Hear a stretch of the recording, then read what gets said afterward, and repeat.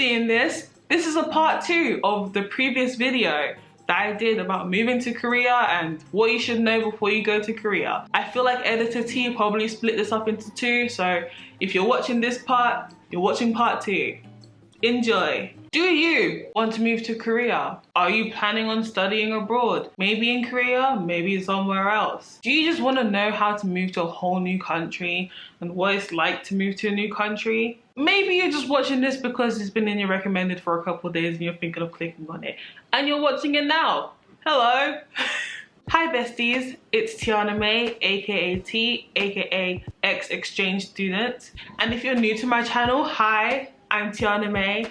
I'm 21 years old and I'm a UK university student. In today's video, I will be answering the community's questions about studying abroad in Korea, moving to Korea, moving to a whole other country. They asked me a bunch of questions and in today's video, I will be answering every single question. I literally have all of them up on my iPad right now, so I'm ready to answer the questions. Are you ready? I'm ready. Make sure to subscribe and like this video. Check out my entire Korea vlog series whilst you're on the channel. And yeah, let's get right into this video. What was it like being a foreigner in Korea? Expect people to stare. Expect people to move away from you sometimes if they don't want to talk to you or if they don't want to be next to a foreigner. There were times when I'd be sitting on the subway and no one would want to sit next to me, but there'll be plenty of seats. But because I'm a foreigner, they don't want to sit next to me, which is perfectly fine because it gave me loads of space. But sometimes you're gonna have to expect that to happen and don't take it personally. Just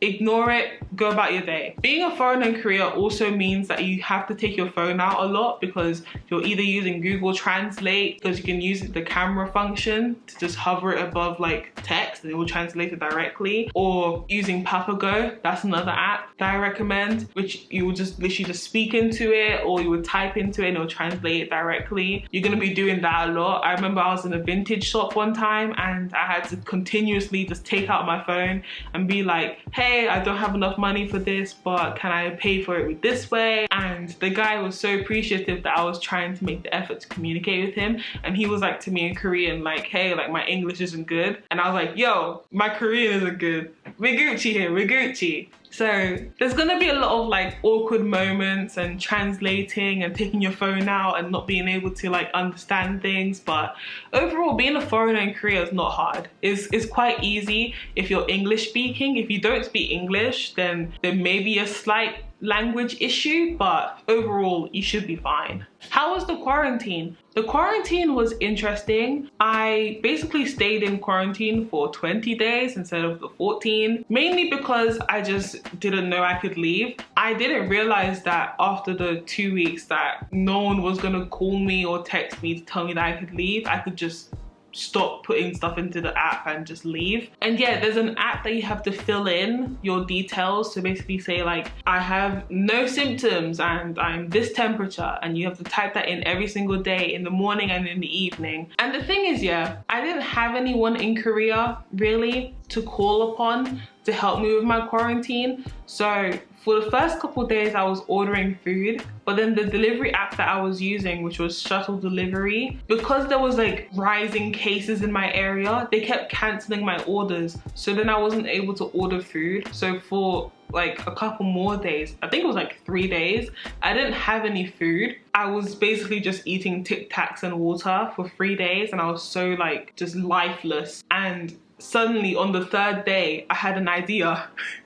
I was like, oh, maybe I could ask my Airbnb host, who was a really nice guy, if he could order me some food, like noodles and things I can cook, and then he can just charge it to my room or something. And I messaged him on Airbnb and I was like, hey, is this a thing you could do? Just get me some noodles, water and Skittles, because I was like, Skittles mainly like helpful for like vitamin C and stuff, and like fruit and like sugar just to keep me animated. And he was like, yeah, okay, I'll just charge it to your room and it will come tomorrow. And he ordered the stuff, it came to my door. And then for the remaining days, I just ate ramen and Skittles and water every single day for every single meal. And I lost so much weight, but I was able to survive. That was the main focus, just survival. The quarantine overall wasn't bad. I just watched a bunch of YouTube videos and watched all of Community. If you're going to be in the hotels, they provide food for you. My school didn't provide food for me, so that helped towards me being malnourished. But if you're going to be in the hotels and stuff, they give you water, give you toiletries, give you everything. And if you're wondering why I didn't have resources from like the government and stuff, in my area that I was staying in, which was Gwanjingu, they didn't have that anymore when I arrived in Korea. They had it in the early days of the pandemic, but when I arrived in Korea, they stopped doing it in Gwanjingu, so I wasn't able to receive a care package. Were you homesick and was it scary to move to a foreign country? How did you adjust? And any tips on how to handle homesickness? I did experience homesickness only in times when it was like holidays. So like my birthday or New Year's or Christmas. I spent all of those alone and it did make me feel a bit homesick because all my friends and all my family were able to meet up whenever they wanted and hang out. But the way how I adjusted to the homesickness was basically to think about how I'm so blessed to be in Korea right now. I'm so blessed to be able to study abroad and do this cool thing whilst everything is going on in the world. Like, it's so cool and I'm so fortunate, and I should really just take this experience as it comes and just embrace it as it is right now and try and have the best time ever. That's basically how I try to rewire my brain to adjust to the homesickness. And I also just called my family a lot. I called my friends a lot, and we had Skype calls and random messages and movie nights, and we played Among Us over Skype, and it was just fun, you know, like just hanging out over the internet. So that's how I adjusted. I just tried to call my friends as much as possible, message in the group chat as much as possible, and hang out with them online in the metaverse. Oh. Did you have a huge culture shock? If so, what? The only culture shock I experienced was when I came back from Korea. It was hard to adjust to life back in England because I had just gotten so used to like handing over things with 2 hands, or saying kamsahamnida, or saying like thank you in Korean, or bowing. Those little things that I had to ingrain in myself in order to adjust to life in Korea, it was hard to unplug them when I came back to England. Like, I caught myself one time like bowing to the cashier in my local like corner shop, and I was like, oh wait, what am I doing right now? Tiana, stop. And I had to I had to unbow and basically just continue and pretend like nothing happened. And I could tell they were kind of like, what is she doing?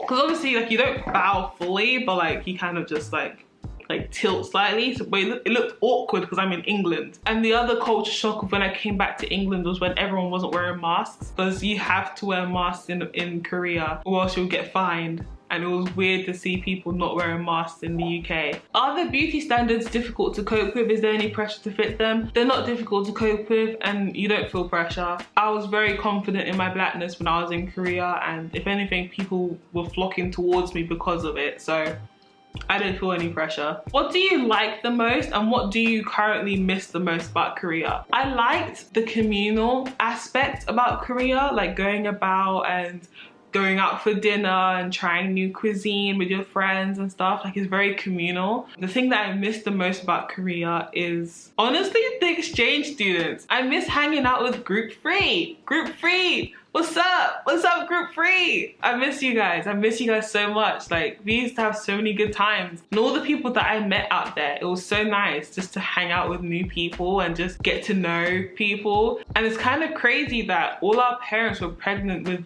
us at the same time, and we were all born, and then we all ended up meeting in Korea. Think about it. It's kind of crazy. And we come from all walks of life, from Thailand and Brazil and Germany and Austria and America and India and all these other places in the UK. Like, it's kind of crazy. So that's what I miss the most about Korea, like meeting new foreign exchange students. Do you have to save money before you go, and how much money do you spend on average every month / cost to study abroad in South Korea? Okay, here's a juicy question. Here's a very juicy question. I received £9,500-ish and some change from the UK government as a part of my student finance loan, my maintenance loan. And then I saved about 1,000-ish from just saving up birthday money and random other like allowances and stuff. And then my parents also paid for a lot of the things like the flights and my Airbnb and stuff, just to sustain me until I received my student finance money. So in total, I probably received about £12,000 for the entire year, and that was spent wisely. So I ended up having quite a lot of it left over that I was able to just spend on like getting a new suitcase and buying tickets and buying random knickknacks for my friends and family. What university did you go to? Seoul National University, the #1 school in Korea. Oh yeah. What subjects did you study there? Which was your favorite? In first semester, I did Korean language and culture, digital marketing, anthropology of the internet. And in second semester, I did understanding Asian philosophy, globalizing Korea, life in contemporary Korea, and introduction to Korean literature. My favorite was Korean language and culture because I really liked the teacher. We did a whole section on K-pop of the past and the present, and also I did a really good paper for it. I did basically a dissertation on the Black experience in Korea, which I looked at the historical and the current and the future, and it was an amazing essay in my opinion, and I got a very good grade on it. How were the classes organized? Did the teacher just talk and you had to write, or was it like classes we know in high school and secondary school? So it was very lecture based, but sometimes the teachers would ask you questions and then you would answer them, or you would have discussion groups where you would break off into breakout rooms and talk about things, and then you would come back together and have group discussions. They asked you to interact with the content throughout the week, so sometimes you may have to write an essay for every single class based on the topic you talked about, but other than that, it was not too bad. What's the grading system like in Korea? In SNU specifically, they used A to F, pass, fail. The grades that I personally got whilst I was in Korea, I got a load of A's and I think 2 B's, and I ended up getting 91%, which is a first class degree essentially. So I got a first class from the #1 school in South Korea. Just to show you the source that I'm working with, just to show you. How are the teachers and the class materials? The class materials were very good, very well planned out. Even though everything was online, it didn't feel like they were struggling at all. Like everything felt pretty regimented and very good. I had all my classes online. The teachers, I had English speaking teachers. So if you're worried about that, if there's gonna be English speaking teachers in Korea, there are. Did the students actually speak English in English classes, and do the teachers speak Korean or English or both? Did you type your essays in Korean or English? All my English classes were in English, and all my Korean classes that I took were also in English. Obviously, if you can speak Korean, you can choose classes that the taught language is in Korean, but I don't speak Korean fluently, so I didn't want to risk me failing. So I made sure that all my classes were taught in English. How is student life like in South Korea? What is there to do for fun as a student? Student life in Korea is actually really fun.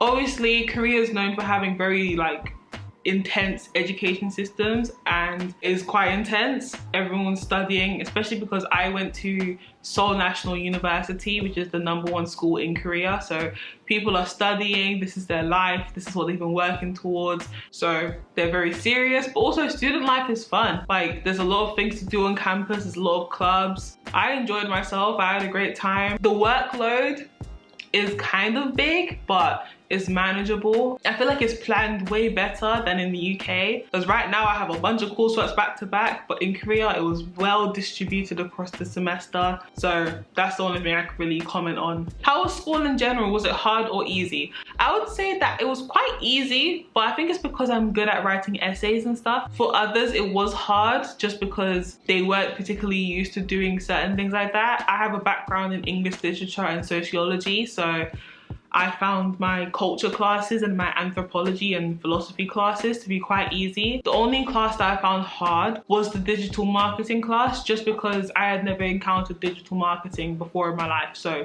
did you miss or skip any of your classes? No, because I'm a good student.